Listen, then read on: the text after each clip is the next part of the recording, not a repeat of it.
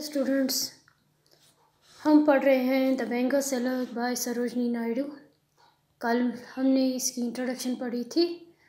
After that हमने इसके पढ़े थे मीनिंग्स ऑफ इम्पोर्टेंट वर्ड्स। तो आज हम summary of the bangle seller पढ़ रहे हैं। The poem Bengal seller explores the imagery associated with Bengals, and it also speaks about women's role in Indian society. It speaks about the strong connection between the Bengals and their role in providing happy daughters and happy wives. A group of Bengal sellers is on its way to the temple fair to sell their bangles.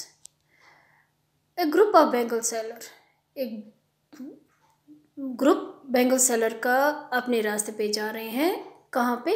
Temple fair में, एक मंदिर के मेले में। क्या बेचने? चूड़ियाँ बेचने। One of them is the narrator, उन्हीं में से एक है narrator of this poem. They are very poor, ये जो बेंगल सेलर होते हैं ये बहुत गरीब होते हैं, पुअर होते हैं, पुअर पीपल होते हैं। But the bangle seller does not talk about his poverty, मगर इस पोइम में वो अपनी पॉवर्टी के बारे में, अपनी गरीबी के बारे में नहीं बात कर रहे हैं। But he talks about the various colours of the bangles, वो इस पोइम में बेंगल्स के बहुत से कलर्स के बारे में, उसकी डेकोरेशन के बारे में, उसकी खनखनाहट के बारे में बातें कर रहे हैं। He is selling various kinds of bangles, वो बहुत सी किस्म की बेंगल्स बेचता है।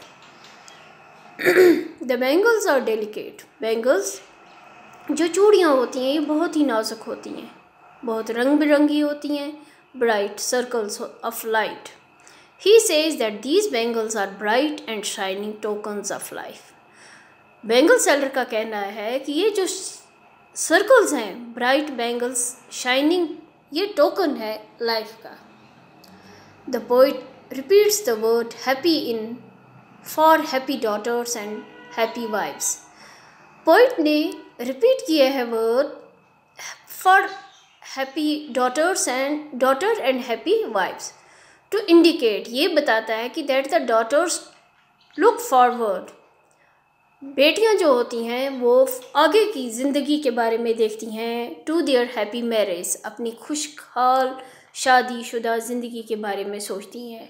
And the wives are happy in their married life, और जो वाइफ्स होती हैं वो अपनी खुशियाँ ढूंढती हैं मैरिड लाइफ में, वो खुश होती हैं। The next 3 paragraphs deal with 3 stage in the life of an Indian woman. जो अगले 3 पैराग्राफ्स हैं, स्टेंजास हैं पोइम के, वो औरतों के 3 स्टेज, लाइफ के, इंडियन वुमन के 3 स्टेज। एक, जब वो ए मेडन, जब वो कुंवारी होती है। दूसरा, एन एक्सपेक्टेंट ब्राइड, जब वो दुल्हन बनने के लिए जा रही होती है, दुल्हन बनने वाली होती है। And finally an matured married woman, एक मैच्योर्ड मिडिल एज्ड वुमन जो अपनी मैरिड लाइफ गुजार रही होती है। Each stage is described by the colours of the bangle, हर एक स्टेज को डिस्क्राइब किया गया है colour of the bangles. The maiden girl likes silver and blue bangles, जो कंवारी लड़कियां होती हैं जिनकी अभी शादी नहीं होती है, छोटी लड़कियां होती हैं, वो ब्लू और सिल्वर बेंगल्स पसंद करती हैं। लाइक द माउंटेन मिस्ट, जैसे धुंध होती है पहाड़ों पे। Some girls are having countless dreams, कुछ लड़कियों के ख्वाब, सपने जो होते हैं वो बेशुमार होते हैं। And so they are the birds, और वो छोटी छोटी बर्ड्स की तरह होती है। उनके ख्वाब जो होते हैं जैसे फूलों की कलियां खिलती हैं, इसी तरह से उनके सपने भी होते हैं। These girls are like a stream that flows in a woodland area, ये लड़कियां इस तरह से बताई गई हैं जैसे ये स्ट्रीम फ्लो करती है जंगल के एरिया में। Some girls have the glow like fresh and transparent newly split leaves, तो कुछ लड़कियों को ऐसी बेंगल्स पसंद होती हैं वो ट्रांसपेरेंट न्यूली स्प्लिट, जैसे नए पत्ते निकलते हैं।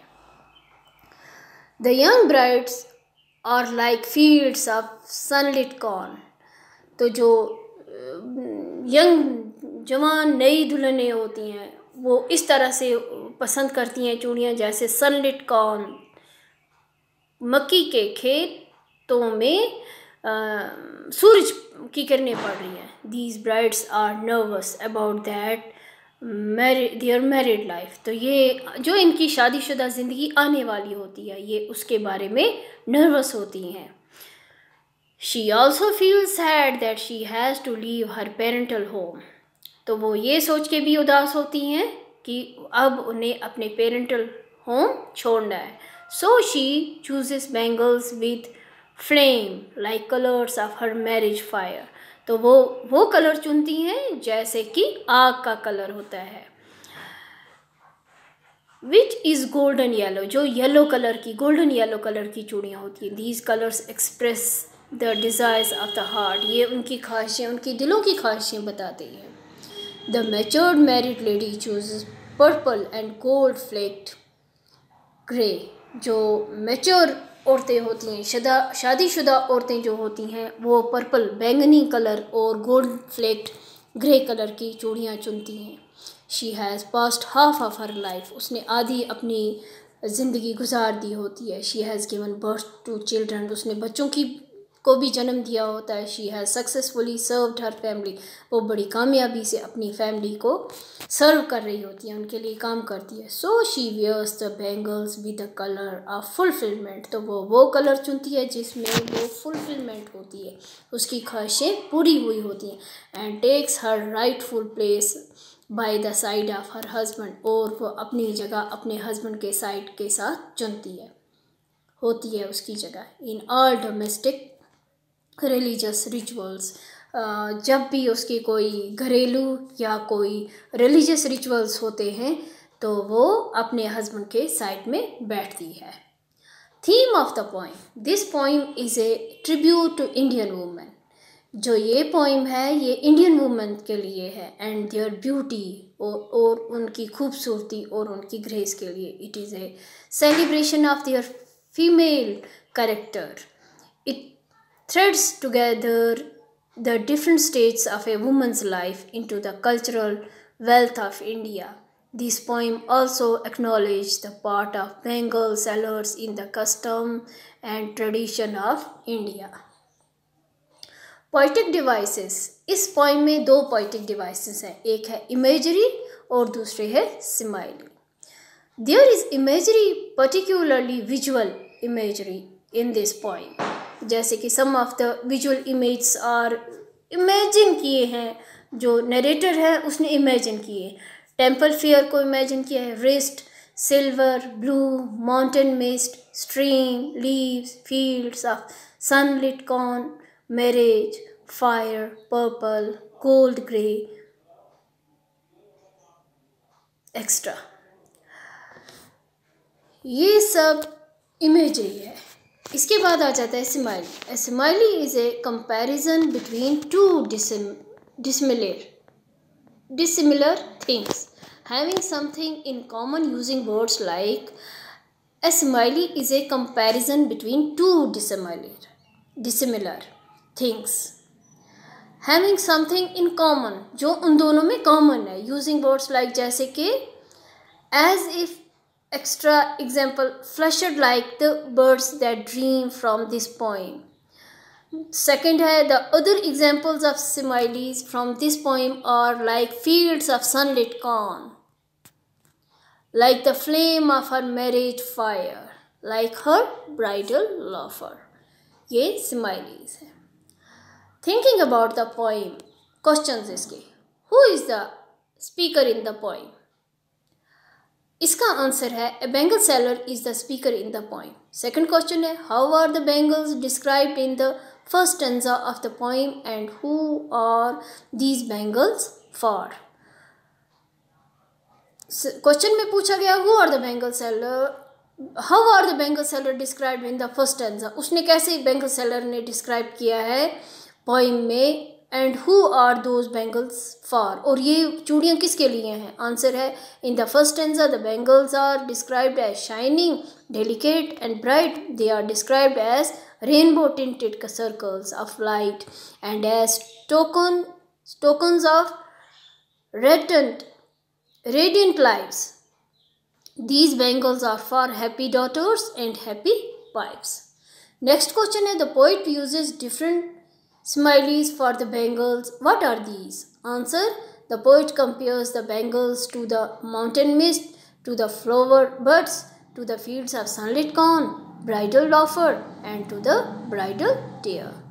Fourth question है, name the different colors mentioned in the poem. What do they represent? Its answer is rainbow colored silver and blue, sunlit corn, colored purple and gold flaked grey are the different colors mentioned in the poem. These colors represent the bangles suitable for different age groups of women. Fifth question, the word some has been repeated in the poem. What is it? Answer, the word some represents the different types of bangles being sold by the bangle seller. Now sixth question, explain the following lines. Some are meet for maidens, wrist silver and blue as the mountain mist. Answer, in these lines the narrator says that some bangles are suitable for the wrist of unmarried women. Some bangles are of silver and blue color as the mountain that is under a blanket of mist. तो आज के लिए इतना ही. ये हो गया आपकी poem complete हो गई, the bangle seller. Thank you.